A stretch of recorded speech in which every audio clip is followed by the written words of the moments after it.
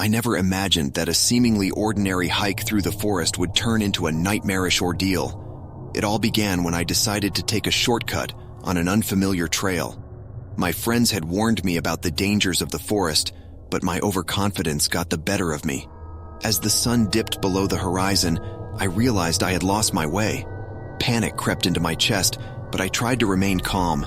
Surely I could retrace my steps and find my way back, but as I ventured deeper into the forest, the trees seemed to close in around me, their branches reaching out like skeletal fingers.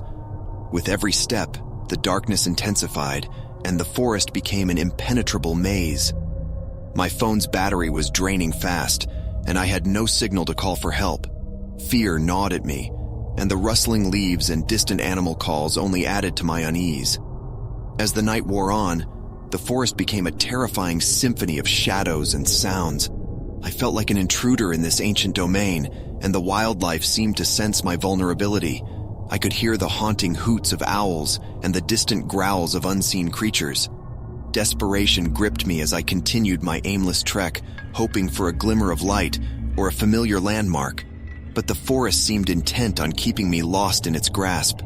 The trees loomed like specters, whispering secrets I could not comprehend. In the distance, I saw a faint glimmer of light, and relief washed over me. I stumbled toward it, my heart pounding in my ears. But as I drew closer, the light seemed to dance and flicker, leading me deeper into the heart of the forest. I should have known better, but hope clouded my judgment. The forest was toying with me, playing on my vulnerability. I felt like a puppet in its sinister game, and the darkness grew thicker around me. In the depths of the night, I came across an ancient, crumbling cabin. It stood like a forgotten relic, lost to time. The door was slightly ajar, and I hesitated. Should I seek refuge or press on? The cabin seemed like a harbinger of doom, but I couldn't bear the thought of wandering further into the forest. Steeling myself, I stepped inside, and the creaking door closed behind me with a deafening thud. The interior was dank and suffocating, and a chill ran down my spine. Broken furniture littered the floor, and the air was heavy with the scent of decay. As I explored the cabin, I stumbled upon a journal, its pages yellowed with age.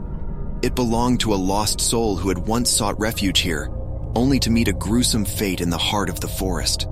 Their words told a haunting tale of despair and hopelessness, a warning that I had ignored. Realizing the cabin was no sanctuary, I rushed back outside, only to find the forest had shifted its shape. The once familiar trail had vanished, replaced by an endless expanse of darkness. My heart sank, and I knew that the forest was not just a physical place, but a malevolent force, toying with my sanity.